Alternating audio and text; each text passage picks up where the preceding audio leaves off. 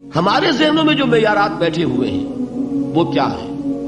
کامیابی پیسے سے ہے، کامیابی جائیداد سے ہے، کامیابی کاروبار سے ہے، کامیابی شہرت سے ہے، کامیابی اقتدار سے ہے۔ یہ معیارات ہیں۔ جو جتنا دولت مند اتنا کامیاب، جو جتنا مشہور اتنا کامیاب، جو جتنا پاپولر اتنا کامیاب، جو حکومت پر پہنچ گیا کامیاب، جس نے بڑا کاروبار جما لیا کامیاب، جس نے بہت جائیداد بنا لی کامیاب۔ یہی ہے اصل میں ساری بس کی گانٹھ۔ جو تصور کامیابی کا ہوگا اسی کے مطابق آپ کی بھاگ دوڑ ہوگی، اسی کے لیے جد و جہد ہوگی، اسی کے لیے توانائیاں صرف ہوں گی، اسی کے لیے دن رات کی مشقت ہوگی۔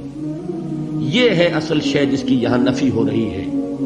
کامیابی دولت سے نہیں، کامیابی شہرت سے نہیں، کامیابی اقتدار اور طاقت اور حکومت سے نہیں، بلکہ کامیابی ہے ایمان سے، عمل صالح سے، تواصی بالحق سے، تواصی بالصبر سے۔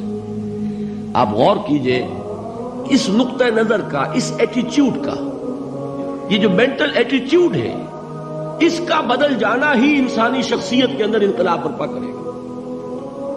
اب آپ کا نتیجہ کیا نکلا؟ اگر تو دولت سے کامیابی ہوتی تو قارون بہت کامیاب تھا، اگر حکومت سے کامیابی ہوتی تو فرعون اور نمرود بہت کامیاب تھے۔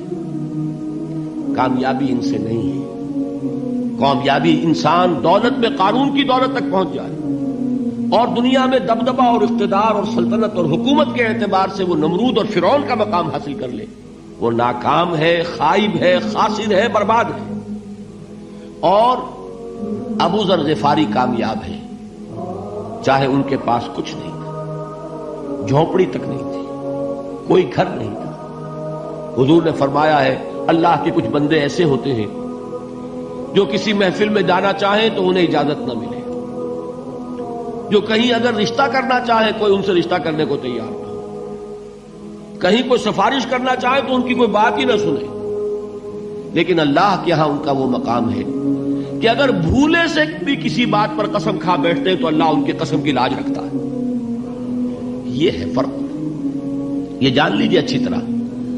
اس بات کا مان لینا آسان، اس پر سبحان اللہ کہنا آسان، لیکن اس کے مطابق آپ کے اپنے ذہن کا بدل جانا بہت مشکل، اس لیے کہ ہم متاثر ہوتے ہیں اپنے ماحول سے۔